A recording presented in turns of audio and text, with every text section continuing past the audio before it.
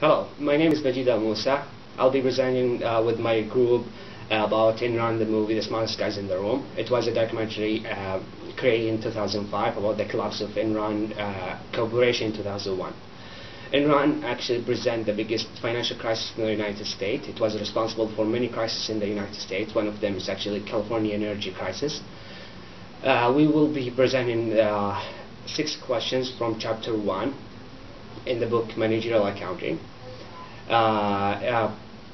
Accounting actually would be for 2 people. The other 2 people would be in the presentation. It's McGuire and Kelvin side. McGuire will be actually playing an accounting student, and Kelvin side will be playing an Enron executive, which we choose Jeff Skilling.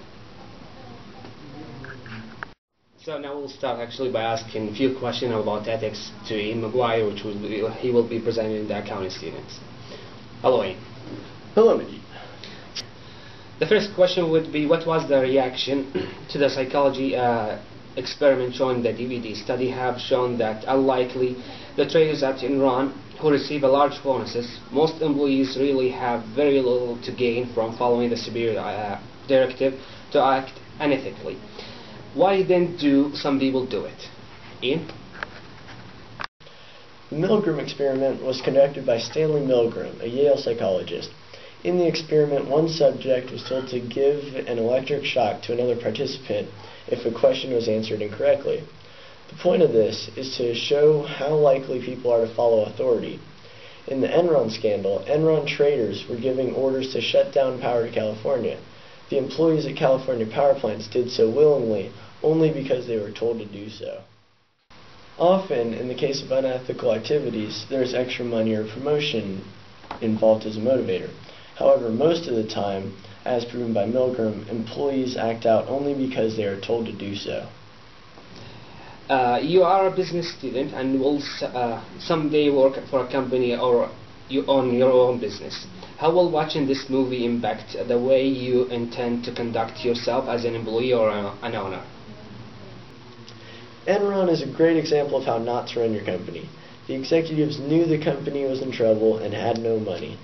They were part of failing business ventures. For example, in India, they built massive high-tech power plants, and it went to waste. The people of India simply couldn't afford the power.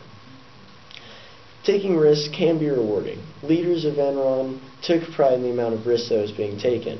A business owner must be able to weigh risk with reward. Enron took a huge risk. They made tons of money. In the end, however, greed got the best of them and they lost everything. The reporter from Fortune magazine asked the question, how does Enron make its money? Why should every employee and manager at every company knows the answer to this question? When Beth McLean asked CEO Jeff Skilling how does Enron make its money, Skilling refused to answer and called it a silly question. Now, Enron had many business projects that were not publicly discussed. The results were not made known to investors, so few individuals knew where exactly Enron made their money. McLean's question should have been easy to answer. She should have received a brief answer describing the main sources of income, or maybe the newest sources of income. Any CEO should be able to list his company's products and services. From there, a CEO knows how much money is made from different parts of the business. This information is important as it dictates which markets a company will pursue. How a company makes its money is the whole purpose behind a business. If Enron did not rely on illegal practices to forge profits, it would have been quick to point out the different markets it was in and where exactly the money came from. Even for a complex business such as Enron, the company should have clear sources of income.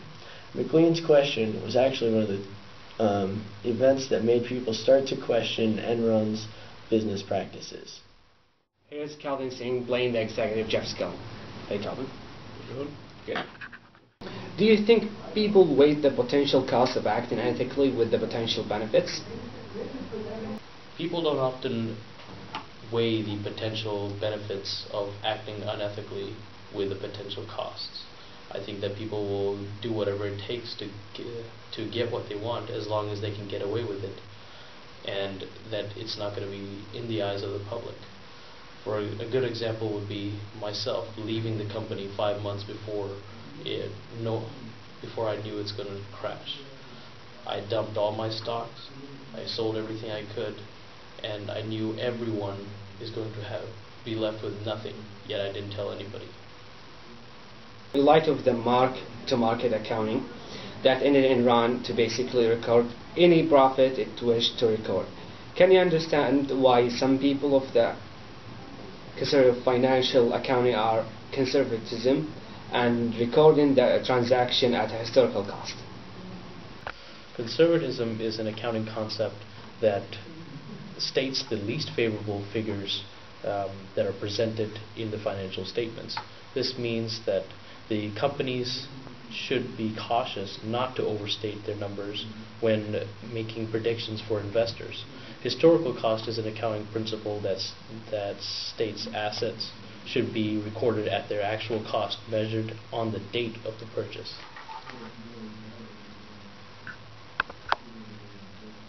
Using conservatism assured investors that there was a high level of verification before a company declared their profits. At Enron, we used mark-to-market accounting, which allowed us to state profits that weren't even in our bank accounts yet. This drove the prices of the stock up and gave investors more confidence to invest in our company. If we had used historical cost, those investors may not have been so willing to invest in our company so quickly, and therefore our stock prices would have stayed low. How did employees of Enron and employees of the utility company in Oregon end up losing billions in retirement funds? The way that a 401k retirement plan or pension fund functions is that the employer can choose to invest, or employee can choose to invest money into this type of retirement fund. Usually the employer can take that money and invest it into mutual funds or that emphasize stocks, bonds, and money market investments. Most employers match the amount of money that the employee puts into this account. In the case of Enron, we took the money that the employees invested in us and directed it right into our stocks. Unfortunately, when the stock prices plummeted as the public lost faith in us, so did the prices of the actual value of the retirement funds.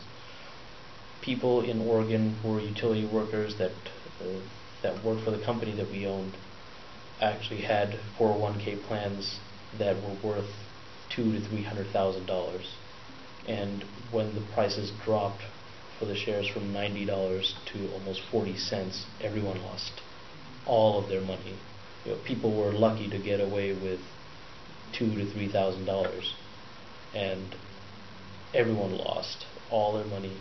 The only people that had any significant amount left were people like me, Jeff Skilling, people like Kenneth Lay, Lou Pye, Andrew Fastow. We were lucky enough to get away with selling our stocks before the bankruptcy was announced. Also, Enron resulted in the bankruptcy of two companies, Enron including and the accounting firm, which resulted in over 50,000 jobs lost, and many people lost their pensions, lost their 401ks. Even in business where ethical decision making is not always the fastest way to succeed, but it's the safest way to actually to go.